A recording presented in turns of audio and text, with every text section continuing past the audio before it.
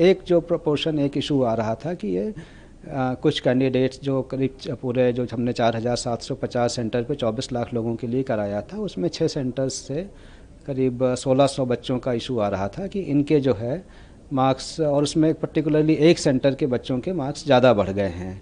तो उसके लिए एक हमने कमेटी बनाई थी, ग्रीवांस रिड्रेसल कमेटी। जो बच्चे कोर्ट गए थे कि उनका टाइम लॉस हुआ, उनको कंपनसेट किया जाए या रीटेस्ट किया जाए, तो कमेटी ने रेकमेंड किया था कि इनका जो टाइम लॉस हुआ इनको इस फार्मूले के तहत जो एक पहले किसी अपेक्स कोर्ट के जजमेंट में था उसके तहत इनको कंपनसेट कर दिया जाए। तो उसके बेसिस पे रिजल्ट इशू हुआ। अब जो है इसमें एक सेंटर से ज़्यादा आ रहे हैं बच्चे, इस तरीके का इशू है। तो इन सबको जो हमारी कमेटी थी उनको जो रिकमेंडेशंस दी थी उनको फिर से हमने एक हाई पावर्ड कमेटी बनाई है, एक रिटायर्ड जो यूपीएससी के चेयरपर्सन हैं उनकी अध्यक्षता में, वो इनको पूरा इसको देखेगी और जो ये इश्यूज हैं 1600 बच्चों के 6 सेंटर के, और उनको उसके बारे में अपनी रिकमेंडेशन देंगी। और जो पूरे मतलब 23 लाख बच्चों का है और ये जो 1600 बच्चे हैं, इन दोनों को आश्वस्त यही किया जाता है कि एग्ज़ाम जो कंडक्शन हुआ वो पूरी तरीके से अच्छा हुआ, कहीं पे कोई इंटीग्रिटी कंप्रोमाइज़ नहीं हुई है। जो इशू ये 1600 बच्चों के कंपनसेटरी मार्क्स देने का है, इसको रिविजिट करेंगे और जो कमेटी रिकमेंड करेगी उसके आधार पर निर्णय लेंगे।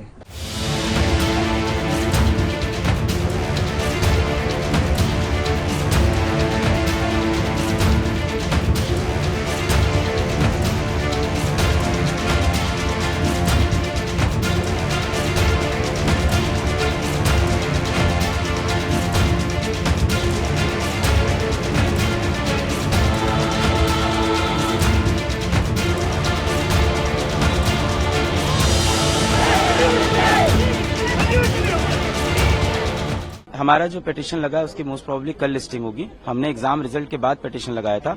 आज जिस पे बात हुई है वो पिटीशन पहले से लगा हुआ था, वो एग्जाम रिजल्ट से पहले 1 जून से लगा हुआ था, तो उस पे आज हियरिंग हुई है। हमने एग्जाम रिजल्ट के बाद किया है।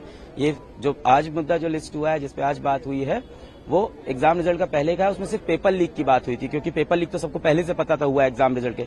एग्जाम रिजल्ट आया तो पता चला और भी प्रॉब्लम है कि ग्रेस नंबर दिया है, डिस्पेरेंसीज हैं, ट्रांसपेरेंसी की प्रॉब्लम है। वो मुद्दा जो है वो हम कल लिस्ट होगा हमारा।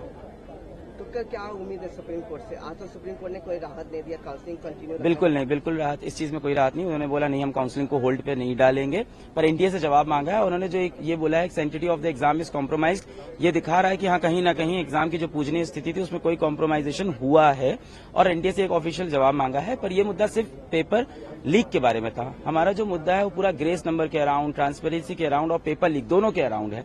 तो वो मुद्दा कल आएगा, तो I think honourable supreme court को हम लोग और चीजें प्रेजेंट करेंगे जो अभी शायद हाईलाइट नहीं हुई है।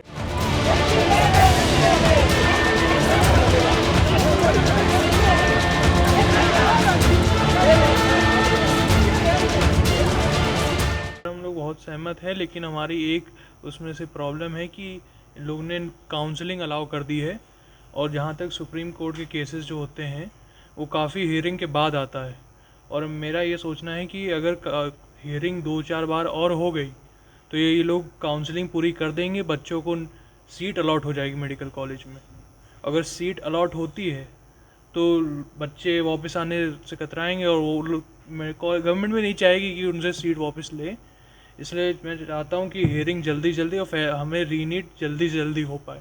लोग ने देखा कि 720 आउट ऑफ 720 67 स्टूडेंट्स के जितने आए थे, तो इससे ये तो साबित होता है कि सब तो डिज़र्विंग नहीं होंगे। तो अगर डिज़र्विंग कैंडिडेट को सीट नहीं मिलेगा मेडिकल कॉलेज में तो बच्चों के लिए भी ये काफ़ी अनफेयर रहेगा। उन्हें प्रिपेयर करने का मन नहीं करेगा, जो लोग इतने सालों से प्रिपेयर कर रहे हैं। हम खुद 2 साल से प्रिपेयर कर रहे हैं नीट के लिए।